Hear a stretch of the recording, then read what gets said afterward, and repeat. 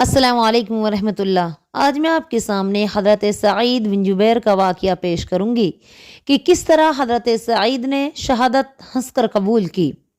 حضرت سعید پہلی صدی ہجری کے بہت بڑے عالموں میں سے تھے۔ وہ رسول پاک صلی اللہ علیہ وسلم کے چچا زاد بھائی اور پیارے ساتھی حضرت عبداللہ بن عباس کے خاص شاگرد تھے۔ ان کے علاوہ انہوں نے امت کی ماں حضرت عائشہ صدیقہ رضی اللہ تعالی عنہ اور خود رسول پاک صلی اللہ علیہ وسلم سے علم حاصل کیا۔ ایک دن وہ خود علم کا سمندر اور اپنے وقت کے امام بن گئے۔ قرآن پاک کی تفسیر، حدیث اور فقہ میں ان کو اتنا اونچا مقام حاصل تھا کہ عام لوگ تو عام بڑے بڑے عالم بھی ان سے دین کے مسئلے پوچھا کرتے تھے۔ حضرت سعید ایک بڑے عالم ہی نہیں بلکہ نہایت پرہیزگار اور عبادت گزار بھی تھے۔ دن رات کا بڑا حصہ عبادت اور کلام پاک کی تلاوت میں گزارتے تھے۔ قرآن پاک کے حافظ تھے۔ زندگی میں بہت سے حج کیے۔ اللہ کے ڈر سے اکثر روتے رہتے تھے۔ اتنی عاجزی کے باوجود سچی بات کہنے میں کسی بڑے سے بڑے آدمی سے نہیں ڈرتے تھے۔ ان کے زمانے میں جو حاکم لوگوں پر ظلم کرتے تھے وہ ان کے ظلم کو کھلم کھلا روکتے تھے۔ ان ظالم حاکموں میں عراق کا گورنر حجاج بن یوسف بھی تھا۔ حجاج 1,00,000 سے زیادہ اللہ کے بندوں کو مروا چکا تھا۔ اس نے کعبہ شریف پر پتھراؤ کیا، رسول پاک صلی اللہ علیہ وسلم کے ایک پیارے ساتھی حضرت عبداللہ بن زبیر کو شہید کیا اور ان کی والدہ حضرت اسماء رضی اللہ تعالی عنہا کی توہین کی۔ اگرچہ حضرت سعید کو بہت مانتا تھا، ایک دفعہ اس نے ان کو کوفہ کا قاضی بھی مقرر کیا تھا، لیکن حضرت سعید رضی اللہ تعالی عنہ ان کے مظالم کی وجہ سے ان کو اچھا نہیں مانتے تھے۔ چنانچہ جب حجاج بن یوسف کی فوج کے ایک جرنیل عبد الرحمن بن محمد نے حجاج کے خلاف بغاوت کی تو حضرت سعید بن جبیر نے ان کا ساتھ دیا، کیونکہ اس کو حق پر سمجھتے تھے۔ پہلے تو عبد الرحمن کو کامیابی ہوئی، لیکن وہ ایک زبردست حکومت کا مقابلہ کب تک کر سکتا تھا؟ آخر شکست کھا کر سیستان کی طرف نکل گیا۔ اس کی شکست کے بعد حضرت سعید مکہ چلے گئے۔ وہاں کے حاکم نے ان کو گرفتار کر کے حجاج کے پاس بھیج دیا، جو ان کا جانی دشمن بن چکا تھا۔ حضرت سعید کو حجاج کے سامنے پیش کیا گیا تو ان کے اور حجاج کے درمیان یہ سوال جواب ہوئے۔ حجاج طنز کے ساتھ کہتا ہے، تمہارا نام کیا ہے؟ حضرت سعید بن جبیر نے جواب دیا، میرا نام سعید بن جبیر ہے۔ سعید کے معنی نیک بخت کے ہیں اور زبیر اس چیز کو کہتے ہیں جسے درست یا بہتر کر دیا ہو۔ حجاج نے کہا، نہیں بلکہ اس کے الٹے، تم شکی بن کثیر ہو، جبکہ سکی کے معنی بدبخت کے ہیں اور کثیر کے معنی ٹوٹی ہوئی چیز کے۔ حضرت سعید نے کہا، میری ماں تم سے زیادہ میرا نام جانتی تھی۔ حجاج، تم بھی بدبخت ہو اور تمہاری ماں بھی بدبخت تھی۔ حضرت سعید، غیب کا علم تیرے پاس نہیں ہے، یہ ایک ایسا علم ہے جو اللہ پاک کے پاس ہے۔ حجاج، میں تمہاری دنیا کو برباد کر دوں گا، میں تمہیں بھڑکتی ہوئی آگ میں ڈلوا دوں گا۔ حضرت سعید، اگر میں جانتا کہ ایسا کرنا تمہارے اختیار میں ہے تو تجھے عبادت کے لائق سمجھتا۔ حجاج، محمد صلی اللہ علیہ وسلم کے بارے میں تمہارا کیا خیال ہے؟ حضرت سعید بن جبیر نے فرمایا، آپ اللہ تعالیٰ کے سچے رسول ہیں، سب جہانوں کے لیے رحمت اور ہدایت کا راستہ دکھانے والے ہیں۔ حجاج نے کہا کہ علی اور عثمان کے بارے میں تمہارا کیا خیال ہے اور وہ اس وقت کہاں ہیں؟ حضرت سعید نے فرمایا، اگر میں وہاں گیا ہوتا تو ان کو دیکھ کر بتا دیتا۔ حجاج، خلفاء کے بارے میں تمہاری کیا رائے ہے؟ حضرت سعید بن جبیر نے کہا، میں ان کا وکیل نہیں ہوں۔ حجاج نے کہا، ان میں تم سب سے زیادہ کس کو پسند کرتے ہو؟ حضرت سعید نے فرمایا، جو میرے خالق کو زیادہ پسند ہو وہ مجھے بھی پسند ہے۔ حجاج، خالق کو کون سا زیادہ پسند ہے؟ سعید بن جبیر نے کہا، اس کا علم اس ذات کو ہے جو اپنے بھیدوں اور ان کے پوشیدہ باتوں کو جانتا ہے۔ حجاج، امیر المومنین عبد الملک کے بارے میں تمہاری کیا رائے ہے؟ حضرت سعید، تم ایک ایسے شخص کے متعلق کیا پوچھتے ہو جس کے گناہوں میں سے ایک گناہ یہ ہے کہ اس نے تم جیسے شخص کو حاکم بنا رکھا ہے؟ حجاج، تم ہنستے کیوں نہیں؟ سعید بن جبیر نے کہا بھلا وہ انسان کس طرح ہنس سکتا ہے جو مٹی سے پیدا کیا گیا اور مٹی میں مل جائے گا؟ حجاج پھر ہم کیوں ہنستے ہیں؟ حضرت سعید بن جبیر نے کہا سب کے دل ایک جیسے نہیں ہوتے۔ اس کے بعد حجاج نے ایک عجیب حرکت کی۔ اس نے حکم دیا کہ سعید کے سامنے عود یعنی ایک قسم کا باجا اور بانسری بجائی جائے۔ حضرت سعید اس آواز کو سن کے رونے لگے۔ حجاج بولے میں رونے کی کیا بات ہے؟ اس میں رونے کی کیا بات ہے؟ یہ تو ایک دل خوش کرنے والی آواز ہے۔ حضرت سعید نے فرمایا نہیں، یہ تو ایک غم کی آواز ہے۔ اس نے مجھے وہ آنے والا دن یاد دلا دیا جس دن سور پھونکا جائے گا یعنی قیامت آئے گی۔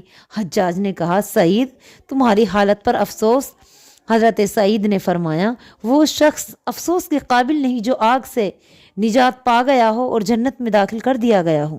اس کے بعد حجاج نے کچھ اور سوال کیے۔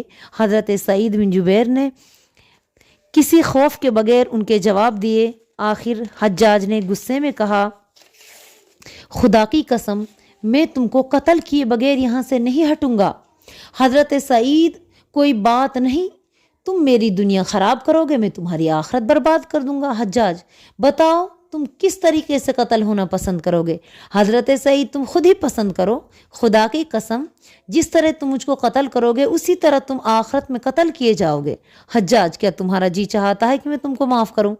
حضرت سعید معافی دینا اللہ کے اختیار میں، تم کون ہوتے ہو جو مجھے معاف کرو گے؟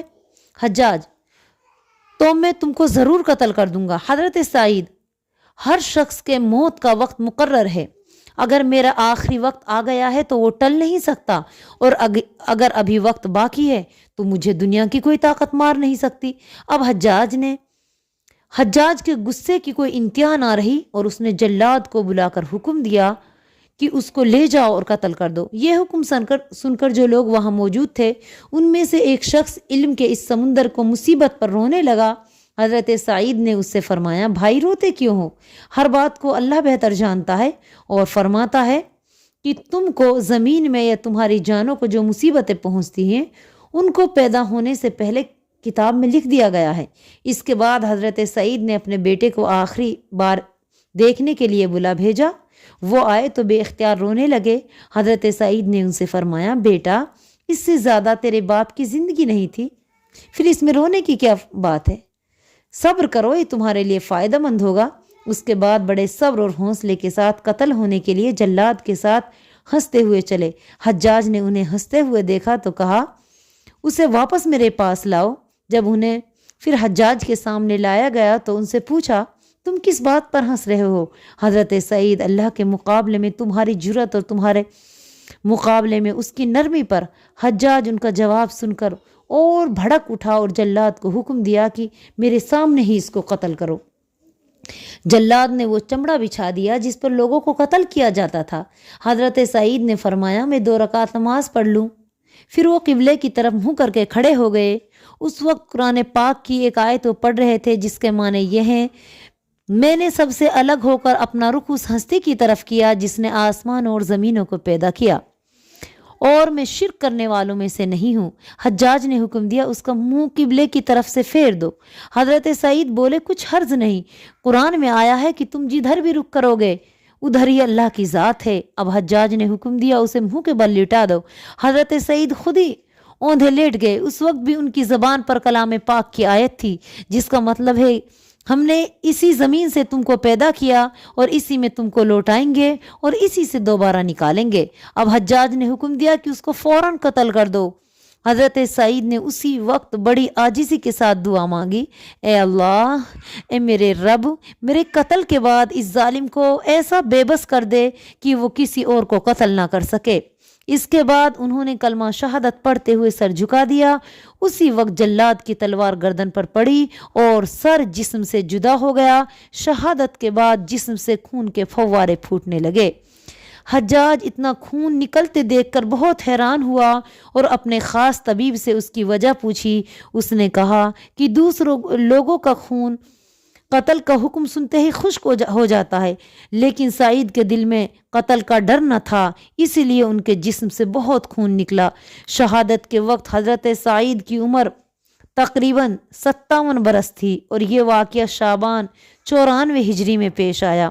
उनकी शहादत की खबर लोगों में फैली तो उनको सख्त दुख हुआ। उस ज़माने में एक बहुत बड़े बुज़ुर्ग हज़रत ख्वाजा हसन बसरी ने फरमाया, ए अल्लाह, ज़ालिम हज्जाज से सईद के कत्ल का बदला ले। खुदा की कसम, अगर दुनिया के तमाम बाशिंदे भी सईद के कत्ल में शरीक होते तो अल्लाह उन सब को औंधे मुँह जहन्नुम में फेंक देता। उस वाक़े के थोड़े ही दिन बाद हज्जाज सख्त बीमार हो गया। उसके पेट में कीड़े पड़ गए, जिसमें सर्दी समा गई और दिमाग की हालत भी ठीक ना रही। अक्सर बेहोशी के दौरे पड़ने लगे। बेहोशी की हालत में या रात को ख्वाब में उसको सईद नजर आते जो पूछते, ए जालिम, तूने मुझे किस गुनाह के बदले में कत्ल किया? चौंक कर कहता, मेरा सईद से क्या ताल्लुक। उसी तरह सख्त तकलीफ की हालत में चंद माह के बाद 95 हिजरी में फोत हो गया। हज़रत सईद की दुआ यूँ कबूल हुई कि उनकी शहादत के बाद हज्जाज किसी शख्स को कत्ल ना कर सका। कहते हैं कि हज़रत उमर बिन अब्दुल अज़ीज़ ने हज्जाज को उसके मरने के बाद ख्वाब में देखा कि वो बदबूदार मुर्दार की सूरत में है। उन्होंने उससे पूछा कि अल्लाह ने तेरे साथ क्या सलूक किया? उसने कहा कि मैंने अपनी ज़िंदगी में जिस जिस आदमी को कत्ल किया, अल्लाह ने हर एक के बदले मुझसे एक एक दफ़ा कत्ल किया, मगर सईद के बदले मुझे 70 बार कत्ल किया गया। तो ये थे हज़रत सईद बिन जुबैर, जिन्होंने हंसकर शहादत कबूल कर ली। तो अगर दीन के लिए हमें भी जान कुर्बान करने की बारी लगानी पड़े तो फिर खुशी के साथ जान दे दो, लेकिन इस्लाम पे आँच ना आने दो। आमीन। अस्सलामु अलैकुम वरहमतुल्लाहि वबरकातुहू।